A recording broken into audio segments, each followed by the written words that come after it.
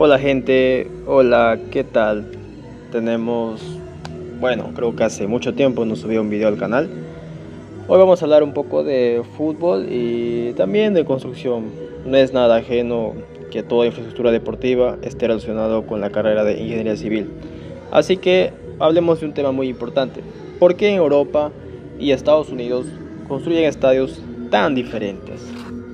¿Cuántos de nosotros hemos observado un estadio europeo y lo comparamos con estadios de los Estados Unidos? Las diferencias pueden parecer únicamente estéticas, ¿no? En Europa encontramos estadios integrados en barrios antiguos, tribunas muy cercanas al campo y calles llenas de aficionados caminando hacia el partido. Mientras tanto, en Estados Unidos suelen aparecer enormes recintos rodeados de estacionamientos, vías rápidas y grandes espacios destinados al entretenimiento. Pero esta diferencia no ocurre así por casualidad. Detrás de cada estadio existe una manera distinta de entender la ciudad, el deporte, el transporte y sobre todo el negocio. Entonces surge una pregunta bastante interesante. ¿Por qué Europa y Estados Unidos construyen sus estadios de forma tan diferentes? Empecemos dos formas de entender el estadio. En Europa, el estadio está tradicionalmente considerado parte de la ciudad. Muchos clubes fueron fundados en barrios obreros o zonas industriales. Por eso, sus primeros campos se construyeron cerca de las viviendas de sus propios aficionados y fundadores, ¿no? Con el paso del tiempo, estos pequeños campos se han ampliado, se han remodelado y terminaron convirtiéndose en enormes estadios. Sin embargo, en muchos casos permanecieron prácticamente en el mismo lugar, y por esa razón es común encontrar estadios europeos rodeados de edificios residenciales, comercios, estaciones de tren, bares y calles relativamente estrechas. El estadio no aparece como un objeto aislado, forma parte del tejido urbano y de lo que es la cultura de cada ciudad de Europa. En cuanto a Estados Unidos, es muy diferente. Muchos de esos estadios modernos fueron construidos en zonas con mayor disponibilidad de terrenos, generalmente conectadas mediante autopistas y pensadas para recibir grandes cantidades de vehículos particulares. Aquí es diferente. No solamente se acude para observar el partido, lo que son los estadios de Estados Unidos. También se consume comida, entretenimiento, mucha publicidad, productos oficiales y experiencias relacionadas con el evento. Por eso, un estadio estadounidense frecuentemente se concibe como una gran maquinaria comercial. Ahora hablemos también de la historia de las ciudades. Para comprender estas diferencias debemos analizar cómo crecieron las ciudades de ambas regiones.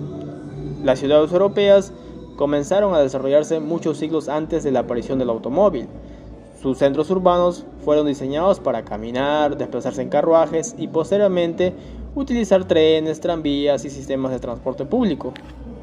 Cuando comenzaron a construirse los estadios de fútbol, por ejemplo, muchas ciudades ya tenían una estructura de urbana muy consolidada.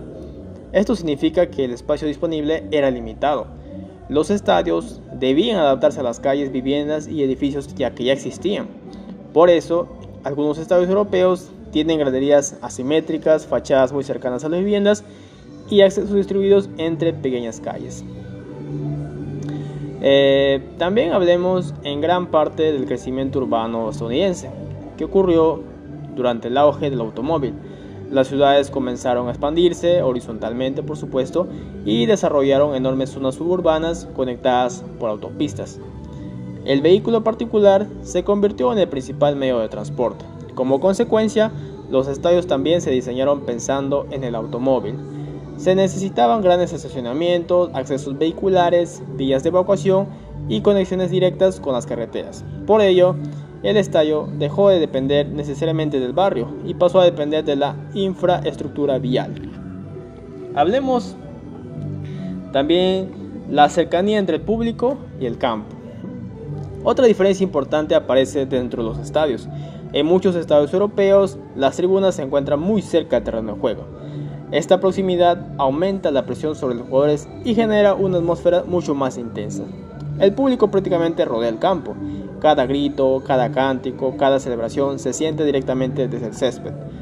Esta configuración también responde a las características del fútbol. El terreno posee una forma rectangular y no requiere necesariamente espacios adicionales alrededor.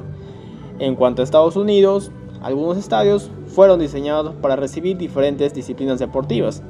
Un mismo recinto puede albergar fútbol americano, béisbol, conciertos y otros espectáculos. Esa necesidad de ser flexible ha producido históricamente que los estadios con mayores distancias entre ciertas tribunas y el campo tengan mucha diferencia con los estadios europeos. Pero tengamos en cuenta que esto ha ido cambiando. Los estadios estadounidenses más recientes, claro, suelen diseñarse específicamente para cada deporte.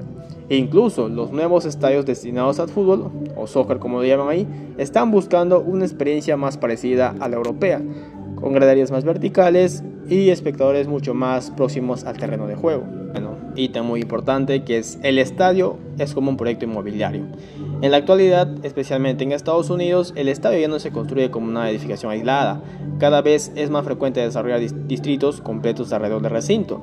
Estos proyectos pueden incluir hoteles, departamentos, oficinas, centros comerciales, restaurantes y espacios públicos.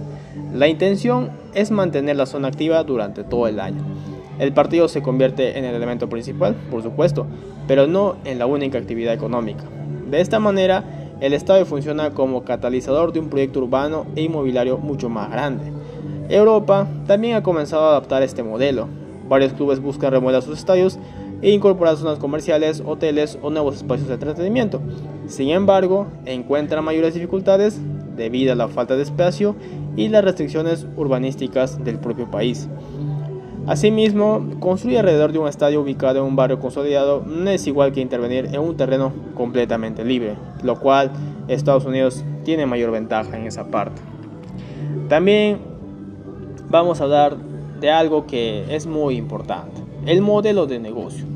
La arquitectura de un estadio también refleja la manera en que se financia y se comercializa el deporte. En Europa, tradicionalmente, el protagonismo estaba concentrado en el club, en sus socios y la asistencia regular de sus propios aficionados.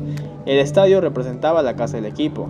La identidad del recinto estaba estrechamente relacionada con su historia y su comunidad. Sin embargo, el fútbol europeo también ha cambiado. Actualmente, numerosos estadios incorporan museos, restaurantes, tiendas, recorridos turísticos, palcos corporativos y acuerdos comerciales. Por ejemplo, tenemos al Barcelona, al Bayern, el propio Real Madrid, el Manchester United y entre otros estadios emblemáticos que encontramos en Europa. El objetivo de estos recintos es que se generen ingresos incluso cuando no se disputa ningún partido. En Estados Unidos, este enfoque comercial ha estado presente desde ya hace mucho tiempo. Los estadios de ahí cuentan con una gran cantidad de palcos privados, zonas premium, restaurantes, espacios publicitarios y servicios exclusivos. La experiencia del espectador puede variar considerablemente dependiendo del tipo de entrada adquirida. El estadio ya se divide en diferentes niveles de consumo. Al mismo tiempo, los derechos sobre el nombre de recinto suelen venderse a grandes empresas. Como ya encontramos, muchos estadios tienen nombres ya de empresas sumados a los nombres que ya tenían. Asimismo, además, el estadio puede cambiar de denominación según los acuerdos que ya hemos mencionado. En Europa, cambiar el nombre histórico de un estadio puede generar rechazo entre los aficionados, como ya hemos visto entre muchos de ellos.